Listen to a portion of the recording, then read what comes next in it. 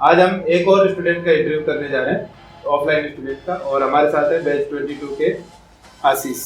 चलिए हम इनसे जानने की कोशिश करेंगे कि इनको टीएसएल में आने के बाद कैसा लगा और कैसे यहाँ तक इन्होंने पहुँचा, कौन सी चीज़ सबसे ज़्यादा अच्छी लगी और क्या चीज़ और अच्छी की जा सकती है, इन सभी के बारे में हम जानने की कोशिश करेंगे। तो पहले अपना इंट्रोडक्शन दीजिए कि आप कौन से बैच के स्टूडेंट है, क्या नाम है और प्रीवियस कॉलेज क्या है।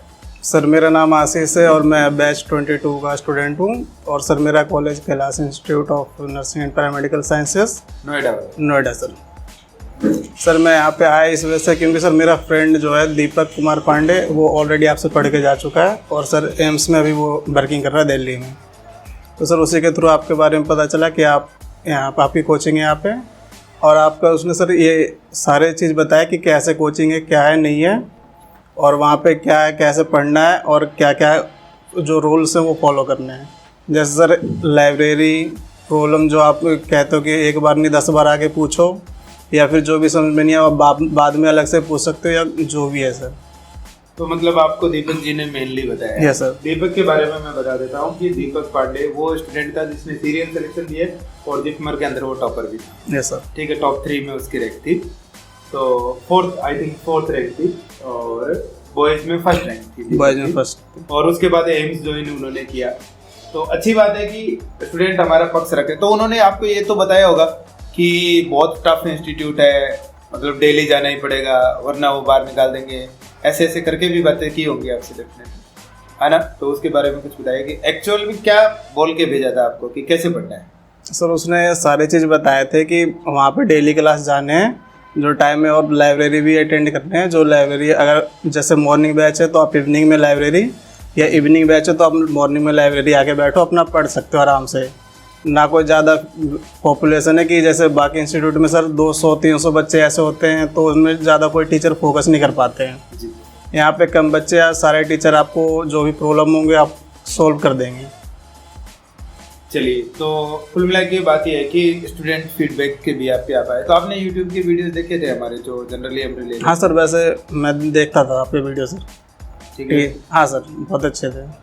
चलिए, जैसे आपने यहाँ पे एडमिशन ले लिया, डेमो क्लास हुई थी, आपने अटेंड की थी? हाँ सर, करा था। तो डेमो क्लास के जो वीडियोज हैं, जो क्लासेज हुई थी और जो आज क्लासेज चल रहे हैं, आज 1.5 मंथ खत्म हो चुका है, तो इसमें कुछ फर्क है या फिर कुछ वैसा ही है? नहीं या सर, ठीक टीचर करा रहे हैं? सारे सर सेम ही है। टीचर जो में डेमो में दिखाए गए थे और जो एक्चुअली में है क्लास आज तक के हैं, वो सारे टीचर सेम है। कंटेंट भी सर बहुत अच्छे हैं। बाकी कई जगह होते हैं सर कि जैसे नोट्स वो फोटो स्टेट करा के दे देते हैं, लेकिन यहाँ पे सर सारे नोट्स आपको लिखाए जाते हैं और समझाए भी जाते हैं, डिक्टेट कराए जाते हैं।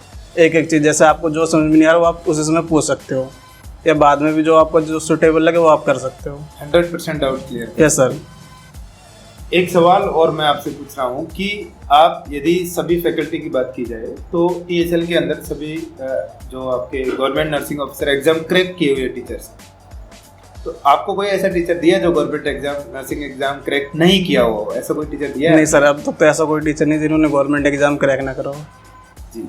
तो एक तो मतलब आप सोचो कि हम ऐसे टीचर से घिरे हुए हैं कि जो मान लीजिए 10 टीचर है और 10 टीचर में से सबने गवर्नमेंट एग्जाम क्रैक किए हुए, तो थोड़ा सा एक माहौल रहता है ना कि यार ये कर सकता है तो हम भी कर ही सकते हैं। हाँ सर। ठीक है। और कई बार तो ऐसे लगता होगा कि मतलब इससे तो बेटर ही रैंक मैं लेके आ जाऊंगा। ऐसा स्टूडेंट को आता है फील, वो 3-4 महीने बाद आता है, अभी तो नहीं आ रहा होगा। नहीं सर, आ रहा है। दीपक साथ का कॉन्फिडेंस जरूर वो चीज दीपक साथ का सर, इसलिए ज़्यादा। हाँ जी। तो मुझे एक बात बताइए, कोई ऐसा टीचर बताइए कि जिसका एकदम दिमाग में छप जाता है कि भाई इससे बेस्ट नहीं हो सकता।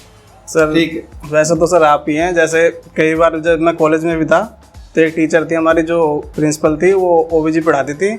उन्हें ये पता होता था कि ये बच्चे पीछे बातें कर रहे हैं या सो रहे हैं। उन्हें किस टाइम किस लॉर्ड आवाज़ में बात करनी है, फिर स्लो जैसे बात करनी है, वो खुद बता देते थे। वैसे सर आप कई बार मैंने आपको नोटिस करा कि आप कभी कभी आवाज़ ज़्यादा तेज़ करते हैं या कभी कभी स्लो करते हैं। ये हमारे ओबीजी के टीचर में भी था सर। चलिए, अब मुझे क्या करना होगा कि जो भी इंटरव्यू हो रहा है ना उसमें एक चीज़ और करनी पड़ेगी कि मेरे अलावा बताओ कि कौन बढ़िया टीचर है। सर सुनील सर, वो सारा चीज़ बहुत आराम से पढ़ाते हैं सर। सर डेली रिवीजन और जो भी प्रॉब्लम होते हैं वो पहले पूछ लेते हैं पहले ही। चलिए, सुनील सर बहुत मेहनती टीचर हैं हमारे, इसमें डाउट नहीं है। आप कुछ ऐसे पॉइंट्स बताना चाहेंगे जो और किए जाएं तो आपके सिलेक्शन जल्दी हो सकते हैं? सर वो सारे पॉइंट्स तो आप बता चुके हैं ऑलरेडी, और दीपक से मैंने सुन भी चुका हूँ सर, और कुछ ज़्यादा आप इम्प्रूव करने की तो ज़रूरत है नहीं। चलिए मान लेते हैं बात। कोई ऐसी खासियत कोचिंग की जो एक पॉइंट में बात करें, एक लाइन में बात करें कि ये इसका मेन पॉइंट है जो और भी स्टूडेंटों को पता होनी चाहिए, या जिस पे विश्वास करके स्टूडेंट आए तो पढ़ के सिलेक्शन?